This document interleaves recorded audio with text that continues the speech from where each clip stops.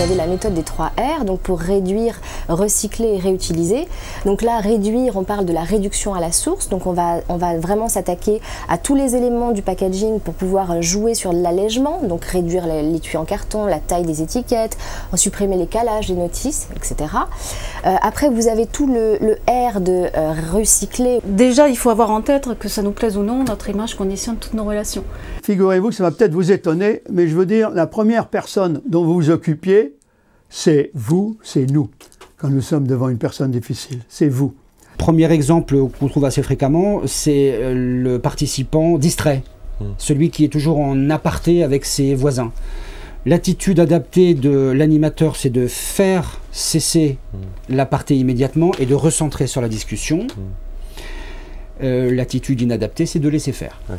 Et le service à l'américaine est très loin du service auquel les Français ont été exposés. Donc l'un Français aura vraiment un virage à 180 degrés à faire pour se mettre aux normes de service américaines. Que la personne qui l'a de façon très forte, vous risquez d'être trop tolérant et de l'accepter. On est un peu comme ça. La beauté est une perception d'harmonie née d'un équilibre des proportions. Donc à partir de là, avec quelques règles de base, travailler sur son harmonie personnelle est à la portée de tout le monde. Dans la petite entreprise, les contrôles URSSAF vont être réalisés de manière aléatoire.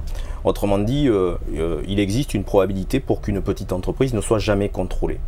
En revanche, pour la petite entreprise comme pour la grande, le contrôle URSSAF peut survenir, comme c'est le cas en matière administrative en France, à la suite d'une dénonciation. Aujourd'hui, pour réussir dans l'e-commerce, on ne peut pas être et rester un amateur. Par contre, il est très facile de devenir professionnel si vous vous formez.